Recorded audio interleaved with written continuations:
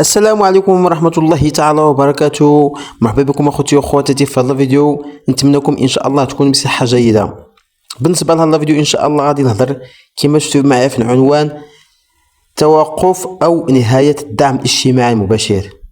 بالنسبة للمؤسسات الرسمية كتأكد مجموعة من الامور، يعني غادي تكون استفادة مؤقتة من الدعم الاجتماعي المباشر. ردوا البال معايا في هذا الفيديو، تبعوه حتى الاخر باش ان شاء الله تستطيعوا تستوعبوا هادشي اللي كاين حاليا، هادشي اللي كيدور. يعني ان الدعم الاجتماعي المباشر غادي يكون بصفه مؤقته وليست دائمه. يعني بزاف ديال الناس غادي تحبس لهم الدعم الاجتماعي المباشر.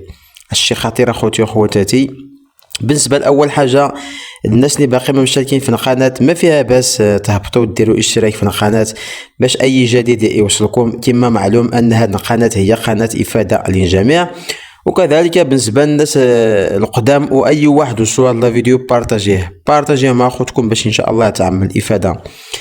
باش ما نطولش عليكم اخوتي واخواتي، بالنسبه للدعم الاجتماعي المباشر فجهات رسميه او مؤسسات رسميه كالوكاله الوطنيه للدعم الاجتماعي المباشر ومؤسسه بنك المغرب خرجوا بتقارير غادي نبسطها لكم ونشرحها لكم اخوتي واخواتي. بالنسبه لبنك المغرب في التقرير السنوي الاخير فراه قال ان الدعم الاجتماعي المباشر ما خصوش يستمر بصفة بهذا الشكل، ما خصوش يستمر بهذا الشكل. يعني كل شهر الناس يمشيو يتيروا فلوس ديالهم، الناس اللي كيستافدوا من الدعم الاجتماعي المباشر، حيت قال بنك المغرب ان الدعم الاجتماعي المباشر هاد الفلوس كامل اللي كيشدوا الناس كيشكلوا عبء على الميزانية، يعني كيتأثروا بزاف على الميزانية ديال الدولة. فكيقولوا ان سنة 2024 تقريبا 24 مليار درهم تخسرات في الدعم الاجتماعي المباشر، هادشي اللي كيقولوا. وكذلك ان الاسره المستفيده ما خصهاش تكون دائمه، يعني خص تكون مؤقته. يعني اي واحد دابا كيستافد الدعم الاجتماعي المباشر ما خصوش كل شهر يشد الدعم، قالوا لك انها خص تكون بصفه مؤقته. يعني الناس خصهم ملي كيشدوا الدعم خصهم يمشيو يقلبوا على فرص الشغل باش يحيدوهم من الدعم. وكذلك دوك الفلوس اللي كيخسروا على الدعم الاجتماعي باش تبقى لهم في الخزينه. هادشي اللي صرح به بنك المغرب. اما بالنسبه اخوتي واخواتاتي الوكاله الوطنيه للدعم الاجتماعي المباشر، فقالوا انه خاص هذا الدعم الاجتماعي المباشر خص يتحول الى مكاتب، يعني خصهم يديروا مكاتب في كل جهات المملكه باش انهم يستطيعوا انهم يتواصلوا مع المستفيد. الهدف من هادشي اخوتي واخواتاتي بغاو يعرفوا الحاله الحقيقيه لاي واحد كيشد الدعم الاجتماعي المباشر، يعني الحاله الاجتماعيه ديالو.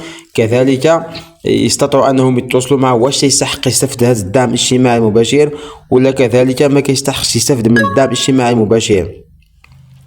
وكذلك اخوتي واخواتاتي بغاو يشوفوا فلوس الدعم اللي كيشد اي واحد دابا، اي مستفيد ولا اي اسره، يشوفوا دوك الفلوس فين تيخسرهم، واش تيستافدوا منهم الدراري، واش تيقري الدراري، واش تيديهم السبيطارات من الناحيه ديال الصحه.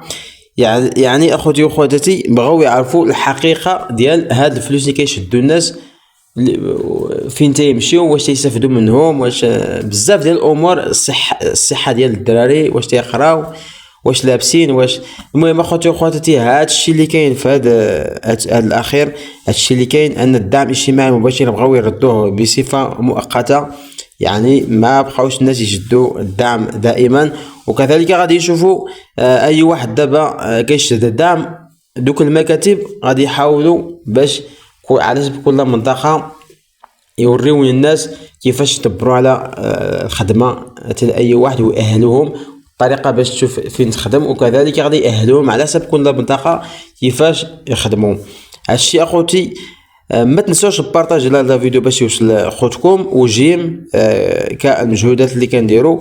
وكذلك شي تعليق، اي واحد عنده شي اشكال مرحبا به في التعليق، وان شاء الله نتلاقاو في فيديو قادم ان شاء الله. والسلام عليكم ورحمه الله تعالى وبركاته.